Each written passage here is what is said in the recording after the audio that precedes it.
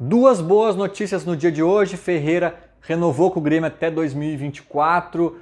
Acho que é um acréscimo desportivo sim ele ficar, mesmo com suas questões todas que a gente sabe quais são. E o Jean-Pierre com empréstimo encaminhado para a Turquia. Mais de um ano vai ficar por lá, uns 15 meses. E com possibilidade de compra, até mesmo pelo time turco. Então acho que o Grêmio dá um respiro financeiro aí com o JP e tem uma boa notícia também com o Ferreira. Mas o vídeo de hoje não é sobre isso. O vídeo de hoje é sobre uma notícia que passou batida, não vi ninguém comentando.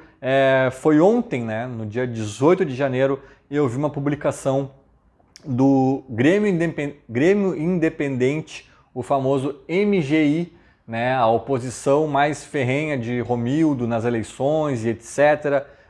Um grupo que também acabou virando situação em dado momento, mas que até outrora era um dos nomes mais relevantes no cenário da oposição, digamos assim. E eles fizeram uma nota oficial em suas redes sociais, foi o que eu acabei vendo ontem, na qual, enfim, falavam algumas coisas ali que até faziam críticas ali dentro, mas que para evitar um racha e, enfim, bagunçar o clima, etc, eles acabaram compondo com a gestão Romildo, que eles acreditavam em dado momento que estava fazendo a coisa certa, mas que agora eles rompem oficialmente e viram declarada oposição a essa atual gestão.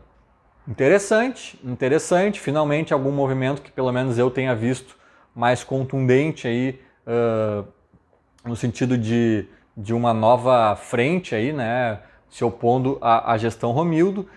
Mas vou falar no final desse vídeo exatamente o que eu penso sobre essa nota, sobre esse movimento do MGI. Antes disso, eu anotei algumas coisas aqui para pincelar durante esse vídeo que dizem respeito também a essa nota, mas principalmente a questão política do Grêmio como um todo, né? Algumas opiniões que eu tenho aqui de forma macro, e lendo o texto deles, a nota oficial deles, alguns desses itens aqui me saltaram aos olhos ou me remeteram a algumas questões aqui.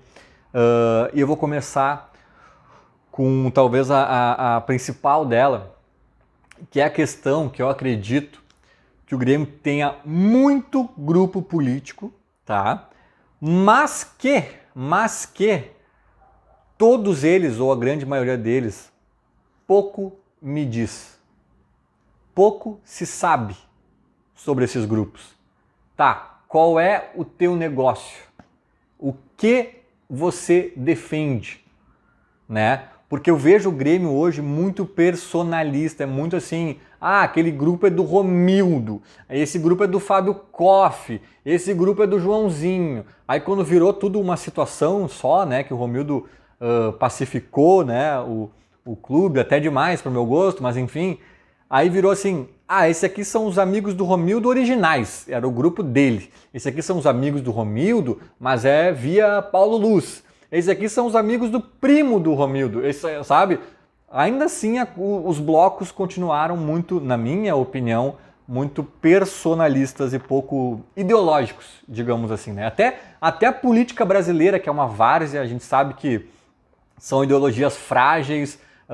O Lula um dia está reclamando que o MDB fez golpe na Dilma, agora já está abraçado com esses mesmos caras aí se aliando. O Bolsonaro dizia que o Centrão era o problema do país e agora ele diz, não, eu sou o Centrão. Então a gente sabe que a política tem joguinho de carta, a coisa não é tão simples, são ideologias até a segunda página, né? Mas mesmo assim a gente sabe que o PSL tem ideologias mais conservadoras, o PT, bem ou mal também, defende pautas mais à esquerda, o Partido Novo vai ser a favor de privatizações, o PCO vai ser contra tudo, na verdade, né? Inclusive privatizações. Então tem algumas coisas que a gente enxerga mesmo num universo meio bizarro da política brasileira. Nos movimentos do Grêmio, nem essa coisa mais superficial eu consigo ver. Pode ser miopia minha? Pode. Mas daí, como publicitário, eu vos digo, né? Se tu faz um outdoor e ninguém entende a mensagem do outdoor, a culpa não é das pessoas, é tua. Comunicar não é o que tu quer dizer, é o que os outros entendem, né? E eu me considero um cara relativamente ativo no Grêmio, né? Ou para não dizer muito, e eu não tenho na minha cabeça clareza sobre as ideologias dos grupos políticos do Grêmio, o que me faz crer talvez até que inexistam, né? Que a coisa realmente seja assim, grupos que se juntam por afinidade pessoal e a partir disso constroem ali uma candidatura para conselho, etc, etc.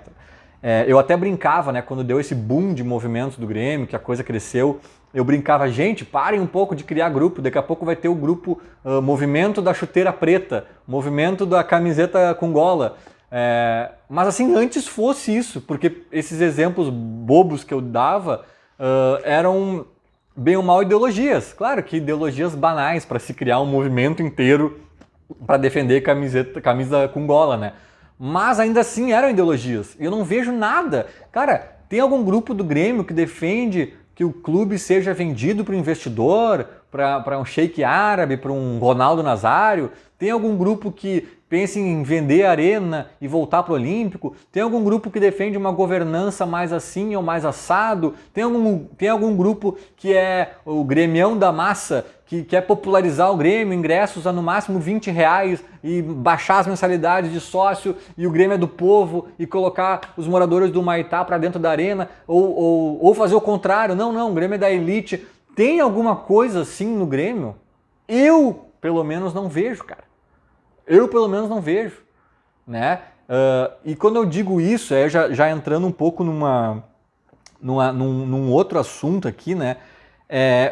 O Grêmio não é muito democrático, para ser bem sincero.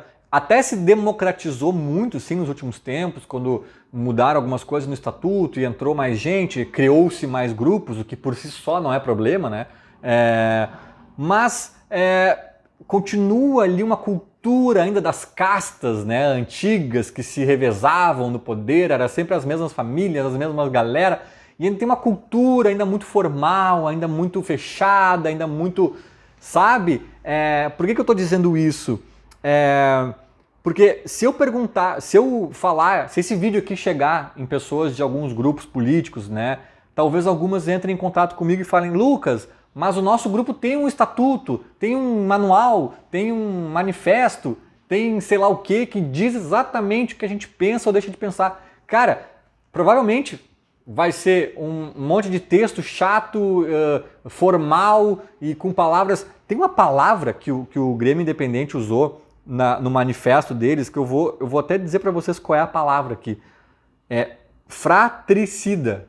Fratricida. Eles estavam falando de uma campanha eleitoral fratricida, que é aquele que mata o próprio irmão ou irmã, aquele que é responsável pela morte de indivíduos com os quais tem relação fraternal, né? Ele estava querendo dizer que poderia ter uma eleição que mesmo todo mundo sendo gremista ia ser meio um tanto bélica, né?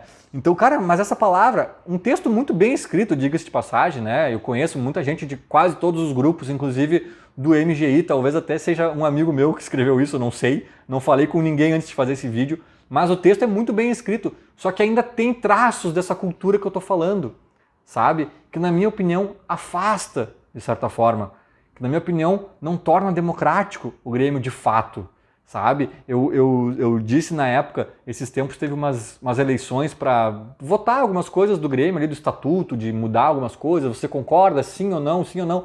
Cara, eu não me considero uma pessoa burra, até posso ser, né? Porque se eu for eu não sei. Mas assim, eu estudei no Colégio Anchieta, eu estudei na ESPM, que é uma referência na minha área no Brasil. Eu sou um privilegiado master, eu sempre tive facilidade em português, sou redator publicitário de profissão, sempre tive notas boas em redação, interpretação de texto, português, etc. Então eu acho que eu tenho, além de ter os privilégios que eu tive, eu tenho uma facilidade nessa área. E eu juro para vocês que eu não tenho certeza se eu votei em algumas questões que eu queria ter votado. Porque eu não entendia totalmente, ou não tinha segurança de que eu tinha entendido algumas questões. Sabe? Talvez não tanto pela língua portuguesa, mas um pouco também pelo conteúdo, que talvez fosse... Eu não sei do que eles estão falando aqui, sabe? E não esmiuçaram o suficiente aqui. Então, assim, democrático não é só tu dizer todo mundo pode votar. Não. Se tu disser que todo mundo pode votar numa cabine que está lá nas Ilhas Fiji e está tudo escrito em grego, isso não é ser democrático. Tem que dar acessibilidade também na própria linguagem, na forma, em tudo. Né? Então eu acho que o Grêmio ainda não é tão democrático quanto poderia em alguns quesitos, e eu acho que isso respinga um pouco nos grupos políticos também, sabe? Não me vem com um manual, um manifesto, uma cartilha de... Cara, 3 tweets à moda antiga ainda, 140 caracteres. O que é o teu grupo? O que vocês defendem? Qual é a diferença de vocês para os demais? Sabe? Isso não está claro na minha cabeça, talvez não esteja de grande parte da torcida do Grêmio também. Então é isso que eu digo, sabe? É uma coisa dura, uma coisa formal, uma coisa que dá voltas, e no fim a gente tem 30 grupos políticos e a gente não sabe qual é a diferença. A gente vai olhar os nomes ali, tá, esse aqui tem o fulano, que eu acho que é um cara legal, vou votar nesse grupo. Não, cara, talvez a gente possa alinhar as coisas um pouco mais pela ideologia. E para fechar, o que eu acredito muito, para fechar não, ainda vou dar a minha conclusão final aqui sobre a nota do MGI, né? Mas a questão que eu acho que seria um mundo ideal, um mundo utópico e talvez até um pouco ingênuo da minha parte, é um modelo meio híbrido, sabe? Que não exista tão assim, tão fechadinho assim, numa caixinha, a oposição e a situação. Até no texto do Grêmio Independente eles falam brevemente sobre isso, mas eu acho que de uma forma mais orgânica e real e radical até, a gente tinha que ter oposição que ajuda e situação que critica. Sem rótulos. Porque a partir do momento... Aí voltamos à política brasileira, né?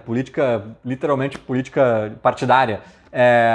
Se o cara diz que ele é de esquerda e não sei o quê, ele já se constrange de falar dos problemas de Cuba e não sei o que lá. Se o cara diz que ele é de direita, também ele já se constrange de falar, sei lá, da Arábia Saudita ou de não sei o quê. Cara, é o seguinte, né? Quando a gente se rotula alguma coisa, a gente tende a comprar o combo daquela coisa, né? E isso é nocivo, porque tu vai passar pano para coisa errada e às vezes tu vai até criticar coisas que nem são tão erradas. Então eu acho que o Grêmio tinha que ter uma oposição fiscalizadora, mas nada impede que pessoas da situação também fossem muito críticas e vigilantes, sabe? Assim como as pessoas da situação estão ali ajudando e fazendo o seu melhor e a oposição também pudesse fazer isso, né? Porque o Grêmio vai do 8 para o 80. Antes da pacificação promovida pelo Romildo, diga-se de passagem, né? Faça-se justiça, o clima do Grêmio era horrível. Era um puxando o tapete do outro, era guerra, era crise diária criada de gremistas contra o próprio Grêmio, era uma coisa ruim, pesada, feia, sabe? Aí depois agora virou todo mundo brother. Então é 8 ou 80. Eu acho que tem que mudar para um meio termo, onde todo mundo faz um pouco de tudo. E para fechar, o que eu achei da nota do MGI? Achei boa. Eu acho que tinha que ter esse modelo mais híbrido, como eu falei, mas como vivemos no mundo real, né, que as coisas não são bem assim, agora provavelmente o MGI será uma oposição, literalmente. Mas beleza, frente à confraria dos brothers, das comadres que a gente estava vivendo, eu acho que uma oposição, ainda que por vezes um pouco exagerada até, se faz necessário neste momento. Que venham novos players aí desse tabuleiro e vamos acompanhar. Feito? Era mais ou menos isso. Falou, abraço.